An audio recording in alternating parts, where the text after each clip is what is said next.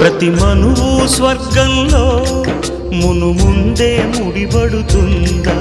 ఆ మాటే నిజమైతే ఈ చట్టం విడగొడుతుందా?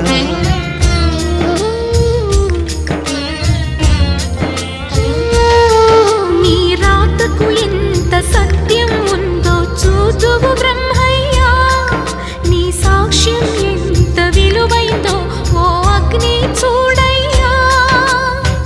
నువ్వు రామా అరుంధతి, ఇదే నీ దర్శన ఫలమైతే ఎటైనా దాగిపోవమ్మా.